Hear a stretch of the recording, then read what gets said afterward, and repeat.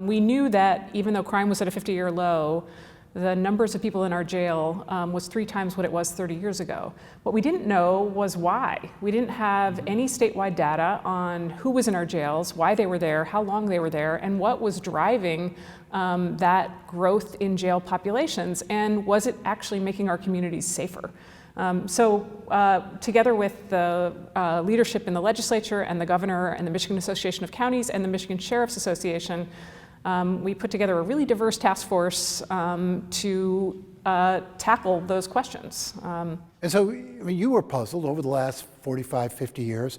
Crime in the state has gone down. Jail population has not. It's remained stable. When you dug into the data, which the Pew Charitable Trust helped you decipher, helped you gather and analyze, what did you find? I mean, what was the answer to that question, the why? Yeah, let me reiterate that without the Pew Charitable Trust, we would not have had the data that we now do have to be able to have a better understanding of who is in our jails and why.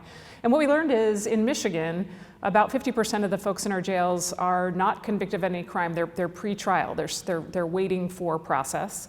And about 50% are serving some kind of sentence either for an offense or for a parole or probation violation. We also learned that our rural jail populations have grown considerably more in recent years than our urban jails. And we learned what specific offenses were landing people in jail. Basically, we learned there are 2 different populations. There's a large number of people that are cycling through our jails for short stays, but those short stays are quite disruptive. You know, even in a 3 or 5 day stay, you can lose a job, you can lose your kids. They're incredibly disruptive.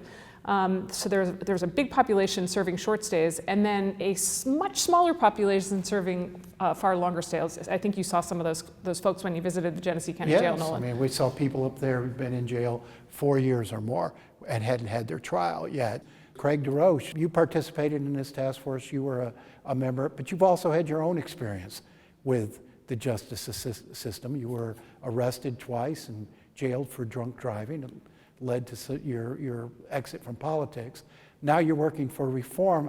How does your own experience inform your work on this commission? Yeah, well, what I tell people is, look, I'm one of those people. You know, when you're talking about the politicians that have the pressure on them with the decisions they make, I was one of those people. I was also one of those people that lived in addiction, broke the laws of the state of Michigan, violated my probation, and had to be held accountable for that. And we believe that at Prison Fellowship that you should hold people accountable for what they do wrong. That's a form of love as well, and that's justice.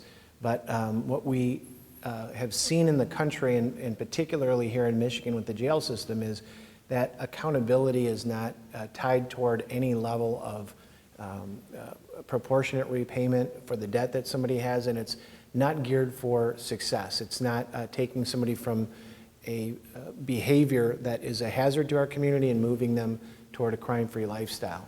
Let's start with bail and bond reform. What are you recommending? The task force is recommending a number of reforms in that area, specifically that everybody should be able to see a judge within 24 hours of their arrest if they're held. Frankly, there are some reforms that could allow them to be released before that. We recommend allowing police officers to use citations more than arrests in many more offenses, ones that don't impact public safety. As well as allowing sheriffs, we recommend allowing sheriffs to release people from the jail who are not a threat to public safety. So a lot more opportunities for release at the front end. But if you're held, we think you should have a right to be seen by a judge within 24 hours. So a judge can review whether you really are a threat to any individual or more than an individual in the public, and you won't come back to court. And then we also recommend that you have a probable cause hearing within 48 hours. So basically, we want to make sure that the only people who are held before their trial are people who truly do pose a risk to public safety. Those folks should be in jails. And right now, if our jail space is taken up with people who don't pose a risk, we're not making the public safer. Which recommendations do you think would have the most impact?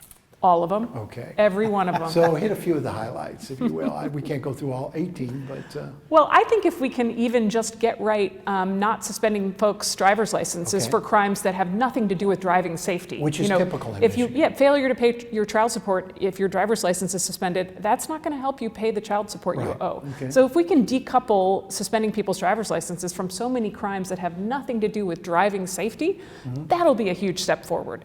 If we can make sure police officers and deputy sheriffs have some discretion at the front end when they Right. can tell somebody is suffering from a mental health crisis or an addiction crisis and can be better served in a place where those issues can be treated than a jail, we'll be better off.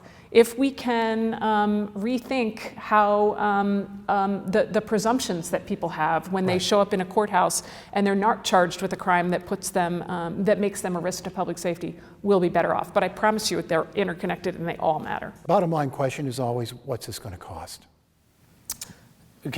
I'll speak into that because this is a philosophy of government. What we pay in Michigan is extraordinary for a system that does not give Michigan a good result. More than we invest in higher education, as you yourself have pointed out, Nolan, over the years. It is an immense failure of government. What we have seen around the country, that you invest in mental health. Yes, it's new spending. You invest in data collection, for these counties to find out what works. It's millions of dollars, in some cases tens of millions up front, but what it does is it reduces the size and the scope and the cost of government in other ways. And we've seen that in every state that has done these type of reforms. Their crime has gone down, their expenses have gone down, but you end up spending more in different areas, but those different areas yield great results.